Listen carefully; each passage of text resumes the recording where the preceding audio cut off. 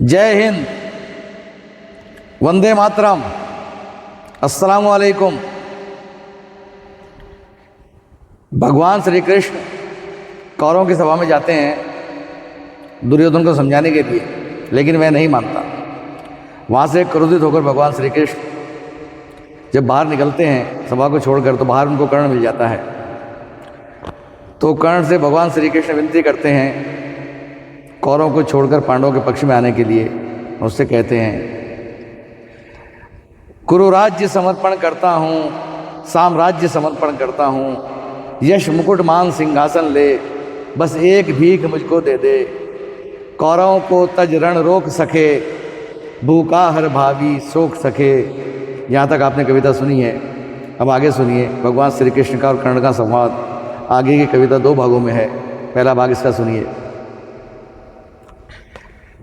सुन सुनकर कर्ण अधीर हुआ, क्षण एक तनिक गंभीर हुआ।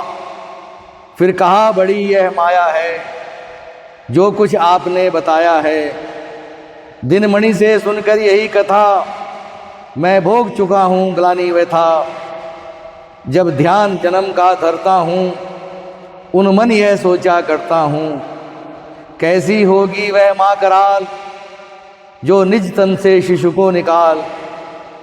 धाराओं में धर आती है अथवा जीवित दफनाती है। सेवती मास दस्तक जिसको, पालती उदर में रख जिसको। जीवन का अंश खिलाती है, अंतर का रुधिर पिलाती है। फिर आती उसको फेंक कहीं, वह नागिन होगी नारी नहीं। हे कृष्ण आप चुप ही रहिए, इस पर न अधिक कुछ भी कहिए। सुनना चाहते न तनिक श्रवण, जिस माँ ने किया मेरा जनन। वह नारी नहीं कुल पाली थी, सर्पणी परम विकराली थी। पत्थर समान उसका ही था, सुत से समाज बढ़कर प्रिय था।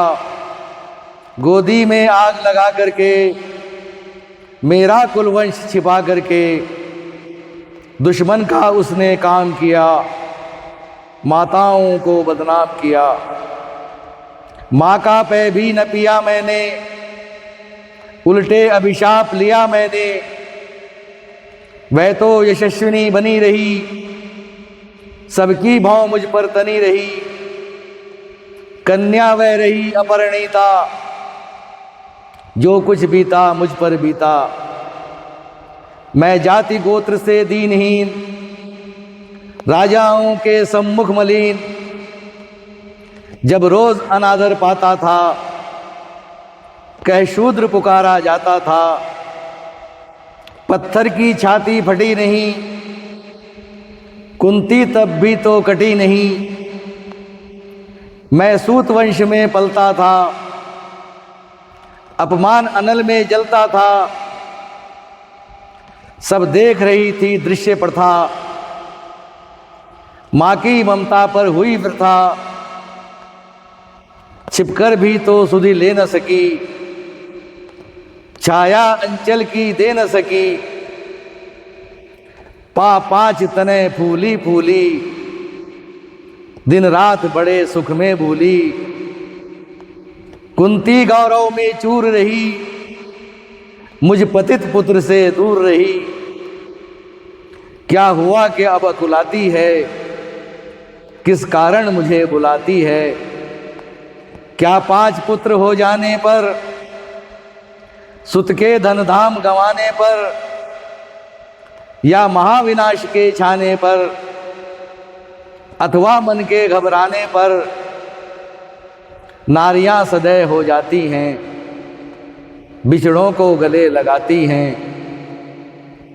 कुंती जिस भय से भरी रही, तज मुझे दूर हट खड़ी रही। वह पाप अभी भी है मुझ में, वह शाप अभी भी है मुझ में। क्या हुआ कि वह डर जाएगा, कुंती को काट न खाएगा। सहसा क्या हाल विचित्र हुआ, मैं कैसे पुण्य चरित्र हुआ। कुंती का क्या चाहता हृदय, मेरा सुख या पांडवों की जय।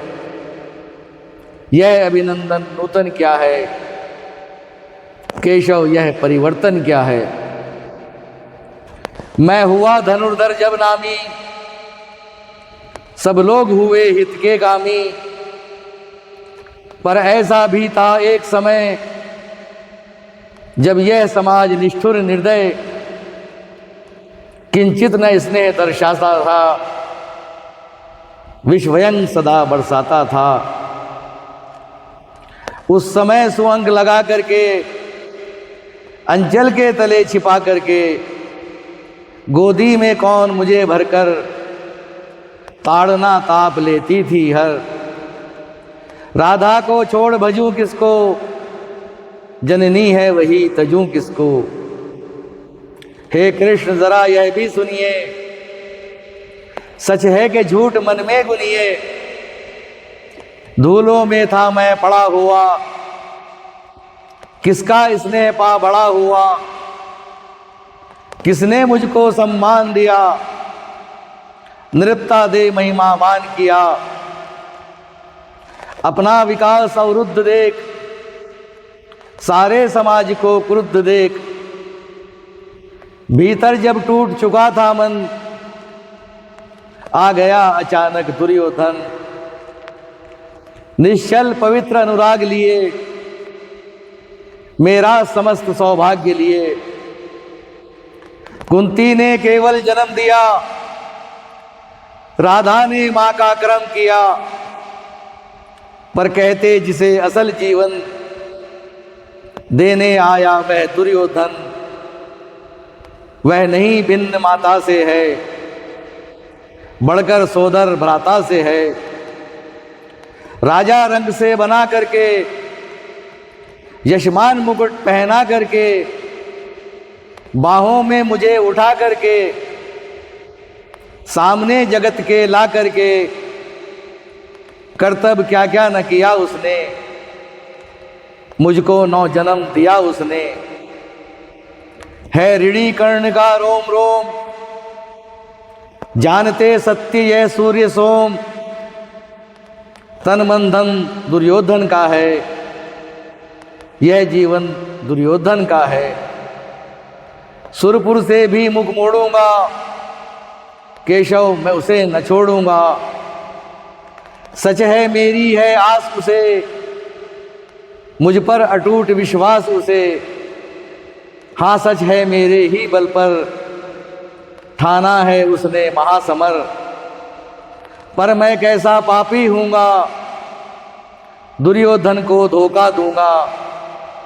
रहा सदा साथ खेला खाया, सौभाग्य सुयश उससे पाया। अब जब विपत्ति आने को है, घनघोर प्रलय छाने को है। तज उसे भाग यदि जाऊंगा, कायर कृतघ्न कहलाऊंगा। मैं भी कुंती का एक तने, किसको होगा इसका प्रत्यय। संसार मुझे धिक्कारेगा, मन में यही विचारेगा।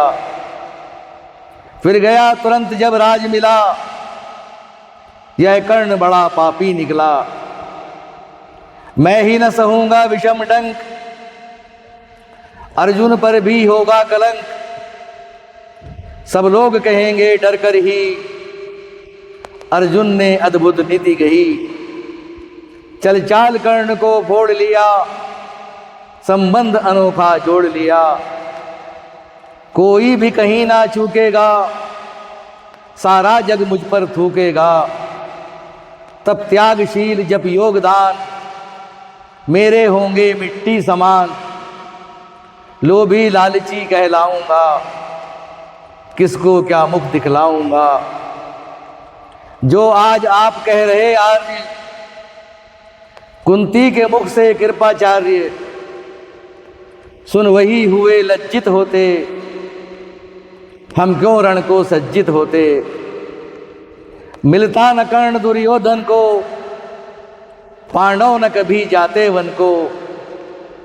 लेकिन नौका अब तट छोड़ चली, कुछ पता नहीं किस ओर चली, यह बीच नदी की धारा है, सूझता न कूल किनारा है।